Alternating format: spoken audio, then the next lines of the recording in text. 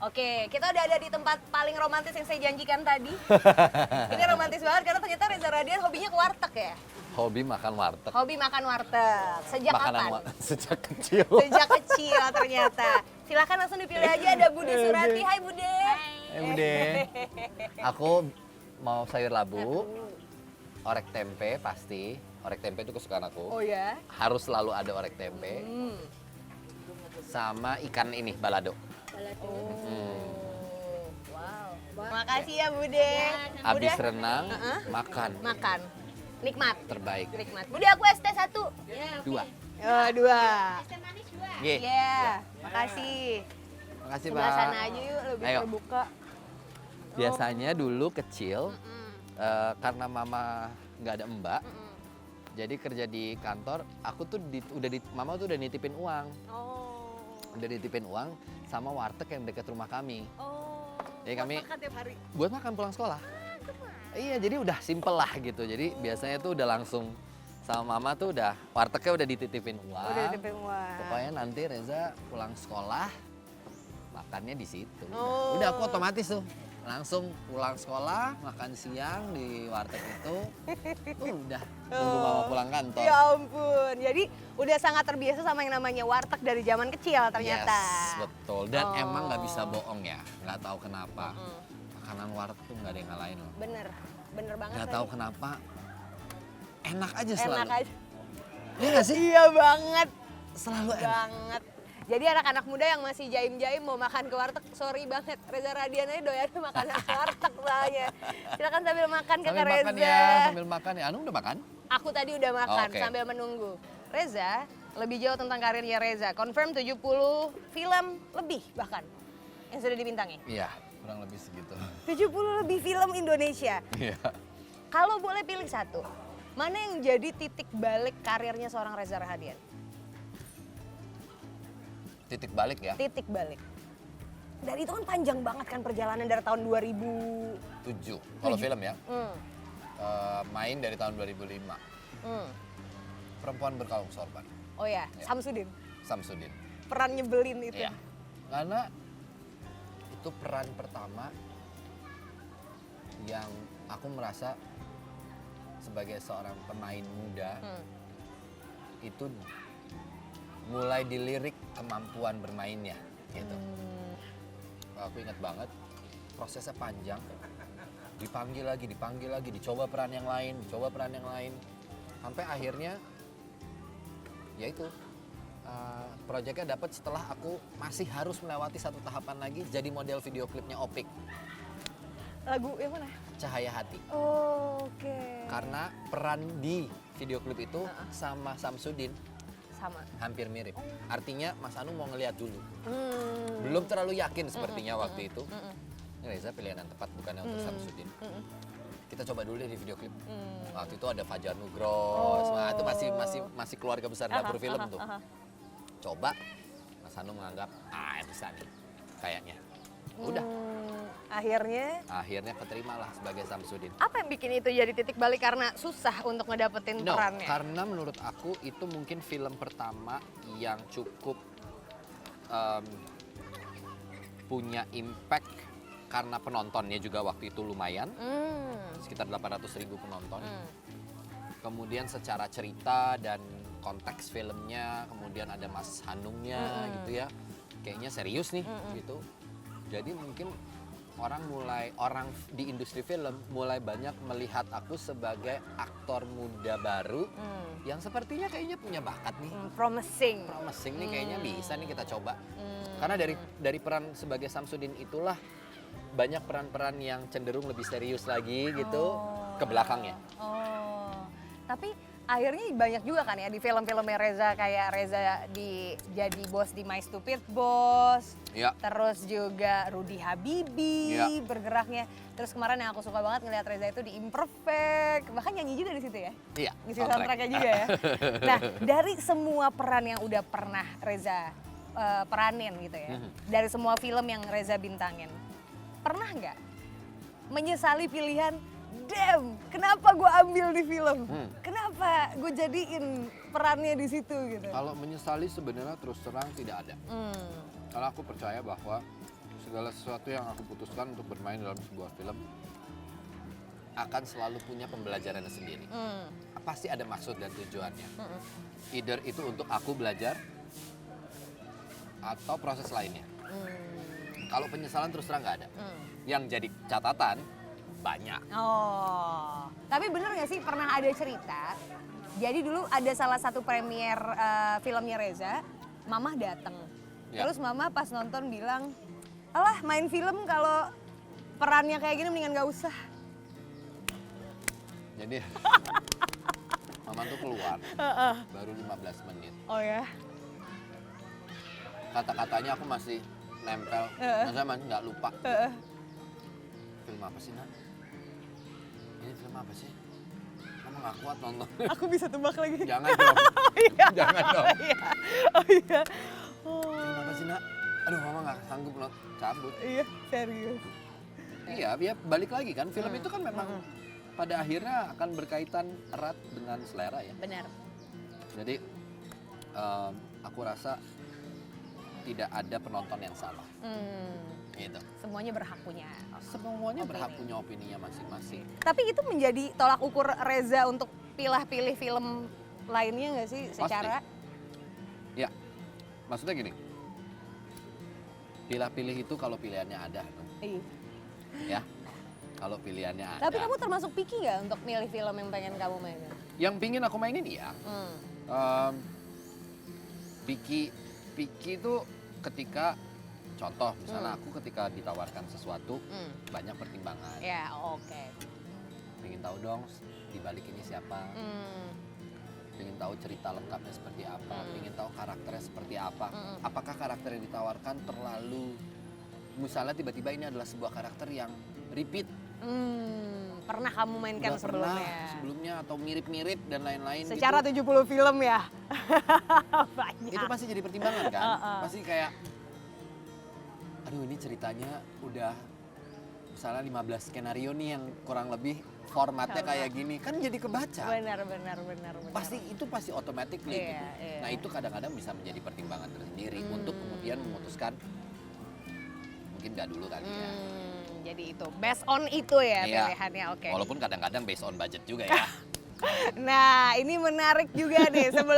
Sebelum saya ke pertanyaan selanjutnya, banyak yang bilang saking udah banyaknya film seorang Reza Rahadian, udah sampai di state di mana satu film 1 miliar bener. Bohong kata siapa tuh? Kata Arya ya, bohong enggak. Ini ada produser loh di sini. Iya, ada bu produsernya langsung Cilinda kayak apa? Jadi Terus itu hoax tiba-tiba ya? kata Cilinda gini, iya sih.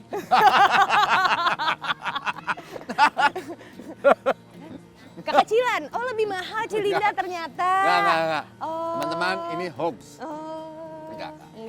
Enggak benar berarti satu film 1 miliar. 2 miliar berarti ya. Rese. Enggak lah. Ya ampun, tapi bisa semembumi ini ya Reza Rahadian ya. Kalau ya ampun udah nggak bisa kebayang. Critical 11 waktu itu bagi hasil kan sistemnya? Critical 11, iya kalau nggak salah tiketing. Tiketing ya. Oh, aku sempat baca ada reviewnya. Jadi Critical 11 itu dari setiap tiket nontonnya Reza dapat Rp2.000. Nggak tahu aku, nominalnya yang tahu manajerku. Oh, Pak Manajer ya, confirm nih ya Pak Arya ya. Satu tiketnya katanya Rp2.000, dikali 850.000 penonton. Totalnya berarti berapa? 1,7 M. Gila rese banget dihitung kayak gitu. Pengen nanya, duit segitu banyaknya dikemanain aja Reza? Astagfirullah. Astagfirullah. Ya maksudnya bukan uang sebanyak itu ya, tapi penghasilan yang ada. Ada. Itu ya dipergunakan sebaik mungkin. Pertama, mamaku pernah bilang gini, duh mamaku mulu ya. Dia pernah bilang, matahari itu, artinya spotlight itu tidak akan selalu ada di kamu. So, at some point you have to be ready bahwa mungkin kamu udah nggak di situ lagi. Jadi itu membuat aku aware bahwa memanfaatkan, mengelola keuangan dengan sebaik mungkin sejak dini, apalagi di usia yang lebih terbilang produktif, itu justru timing yang paling crucial. Oh ya? Once kita kepleset, selesai udah. Jadi aku belajar dari situ untuk mengelola keuangan sebaik mungkin. Jadi gini, bertambahnya penghasilan tidak harus berjalan berbanding lurus dengan gaya hidup. Itu prinsipku. Penghasilannya boleh nambah, tapi aku berusaha memaintain gaya hidup yang ya, way more simple. Banyak anggapan bahwa semua film Indonesia itu nggak sah rasanya kalau bukan Reza Radian yang main. Kayaknya kebalik ya. Masa? Kalau dia lagi sih. Kayaknya itu yang lebih sering aku dengar. Masa? Iya. Apa anggapan Reza tentang Opini-opini itu ya? orang kayak gitu?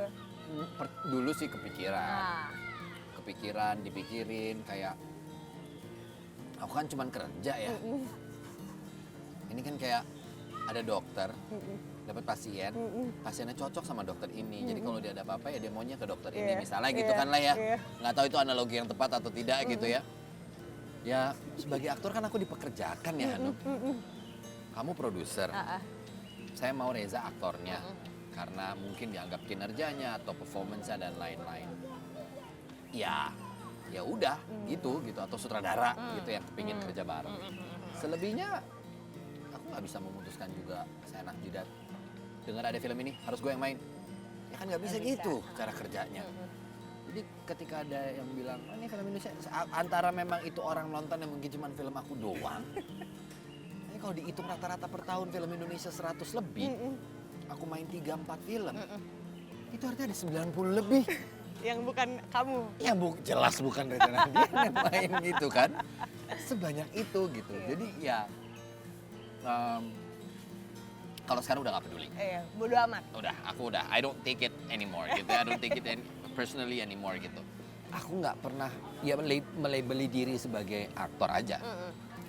And I take this job very seriously. Jadi menurutku memang aktor tuh secara wawasan memang harus luas. Secara ilmu pengetahuan memang sebaiknya luas. Supaya apa? Supaya dia tidak mudah judgmental pada sebuah karakter. Karena as an actor you cannot be judgmental. You cannot. Kayak wartawan ya? Yeah, you have to be open. You have to be an open book. Open-minded person. Nah, Reza pernah ada salah satu statementnya Reza di wawancara yang bilang zaman sekarang orang nggak perlu ngelihat skill keaktoran ataupun keaktrisan, semua orang bisa jadi aktor karena viral. Ada dua faktor yang berbeda. Pertama soal fenomena virality ini dan aktor yang tumbuh di generasi sekarang dan berkecimpung di industrinya. Ini tuh dua approach yang berbeda. Menjadi aktor, ya zaman sekarang you can be an actor by becoming selebgram atau apa bisa kok. Caranya udah banyak untuk di acknowledge. Tapi untuk sustain, that's another story. Oke? Nah ini masuk ke faktor yang kedua. Mereka yang bertahan atau mereka yang serius berkecimpung di dunia seni peran, pada akhirnya seleksi alamnya akan menentukan itu sendiri.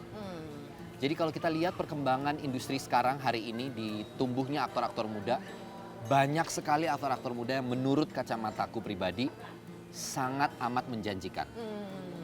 Baik dari segi skill, kemampuan bermain, eksplorasinya, komitmennya terhadap dunia seni peran, dan sudah lebih banyak aktor muda yang aware akan pentingnya mempelajari teori berakting. Kenapa seorang Reza Radian masih bertahan menjadi orang yang gak punya sosial media sampai saat ini? Catat, Reza Sampai Radian saat ini. gak punya Instagram, ya gak punya. Kenapa? Aduh. Sebenarnya gini, menurutku karena aku ya balik lagi alasannya tuh sangat sederhana sekali, belum menemukan kenyamanannya aja. Karena menurutku dari pola aku bekerja selama hampir 17 tahun itu nggak punya faktor itu untuk menentukan pekerjaan ini jalan atau tidak gitu, maju atau mundur, nggak bisa jadi tolak ukur. Sehingga aku nggak ngerti ini pengaruhnya di mana gitu selain daripada bertambahnya penghasilan. Ya, karena misalnya dengan adanya sosial media personal, endorsement gitu kan, itu kan pundi-pundi yang menambah penghasilan gitu, yang bisa dijadikan source of income. Karena official Pilares fanbase, menurutku udah cukup, untuk update tentang pekerjaan udah ada di situ. Iya. Nothing personal memang. Tapi ya udah cukup gitu. Buat aku itu cukup. Pilar itu apa sih? Pilar-pilarnya Reza Rahadian. Oh, jadi Ini fans itu. fans menamakan dirinya adalah pilar-pilarnya Reza Rahadian. Reza, selain menjabat sebagai ketua FFI yang di mana 2023 ini adalah tahun terakhir Reza Terakhir, menjabat sebagai ketua Betul, FFI. betul. Banyak yang menggadang-gadang Reza lanjut dong 2 periode, lanjut lagi gitu. Ya, Mau nggak? Enggak. Sekarang Kenapa? 1 periode cukup. Kenapa? Karena mau fokus lagi dulu ke beberapa hal lain, ya seni peran, kemudian ternyata konsumsi energinya besar, dan aku tuh masalahnya memang sulit untuk setengah-setengah, maunya hands on. Itu yang bikin akhirnya juga tersadar bahwa wow, energinya cukup banyak ya. Belum lagi kan tentu yang namanya Festival Film Indonesia tuh nggak mungkin kalau nggak ada polemik Dan politik. dan politik, Yes. gitu ya. Cukup menyita energi, tapi kami bersyukur di Komite Kerja FFI 2021 sampai 2023 ini kami punya tim yang sangat solid. Saya pribadi, aku sendiri didukung, kalau nggak akan bisa nih jalan nih 3 tahun dengan cukup baik dan rapih. Baik dari manajemen tata kelolanya, kemudian manajemen komunikasinya, itu yang kita jaga. Itu bisa terlaksana karena teamwork yang juga sayang dan cinta sama Festival Film Indonesia. Dan alhamdulillah dari 2 tahun ini, apa yang ingin kami kejar tuh kami capai. Itu yang paling penting sih menurut aku. Ada target yang tercapai. Ada janji yang kami janjikan di tahun 2021 terrealisasi di 2022. Itu penting.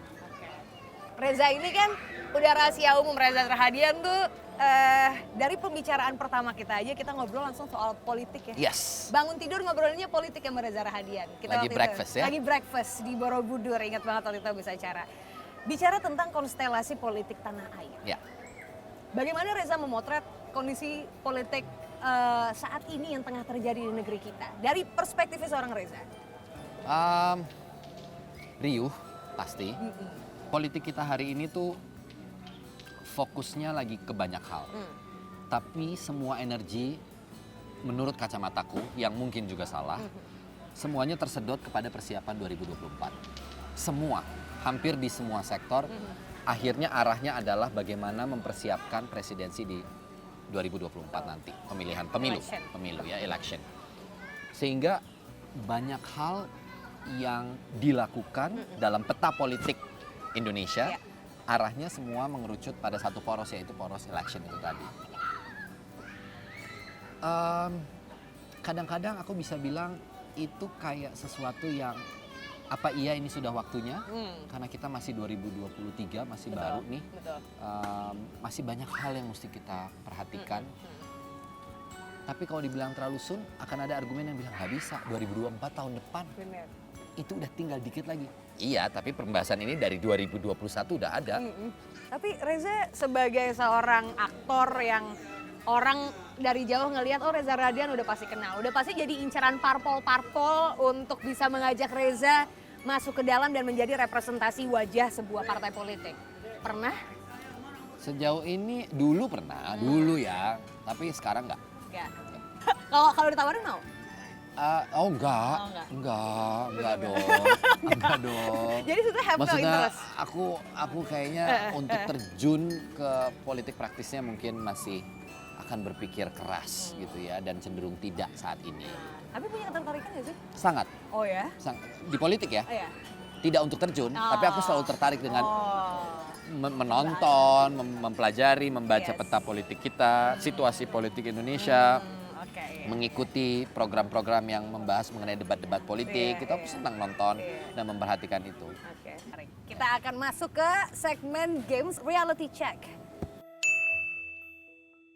Oke, Pertanyaan pertama, protagonis atau antagonis? antagonis, Really? Iya. Wow, interesting. challenging. Challenging. Christine Hakim atau Slamet Raharjo? Aduh. Oke, Bapak tahu kan aku sayang banget sama Bapak. Aku akan sebut Ibu Christine Hakim. Tetap harus pilih ya. ketua FFI atau menang pemeran pria terbaik FFI? Oh.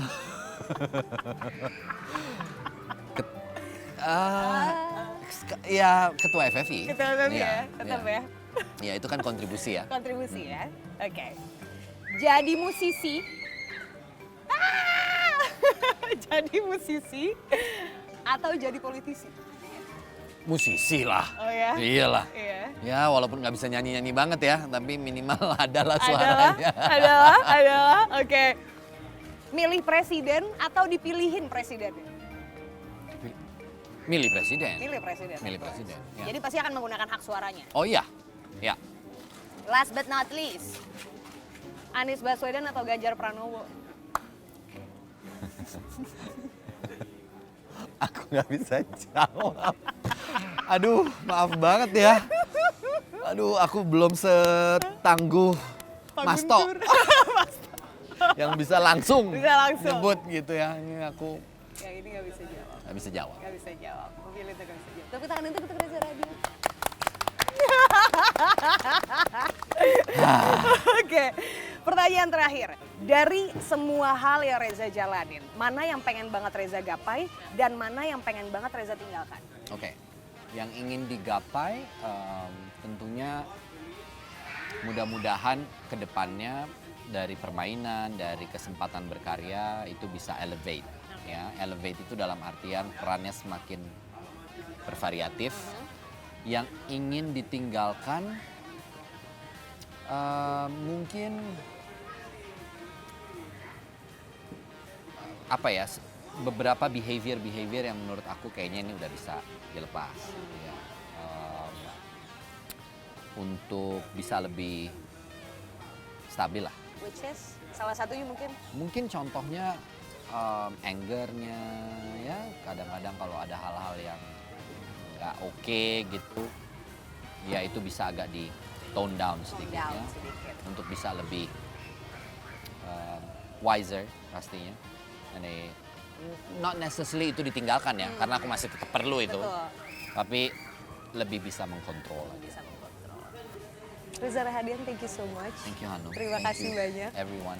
Dari mulai terang, berenang sampai udah Agak mendung-mendung gimana gitu romantis ya. Plus gerimis. Terus gerimis. Masih ingat gak sih salah satu line dari dialog filmnya Reza yang cocok banget diucapin dalam kondisi romantis kayak gini? Hujan,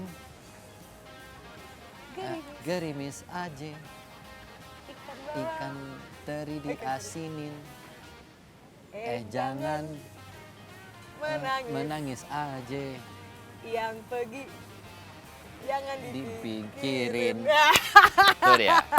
Reza Rahadian, saya Aziza Hanum. Sampai ketemu lagi di Point of View berikutnya. Bye-bye.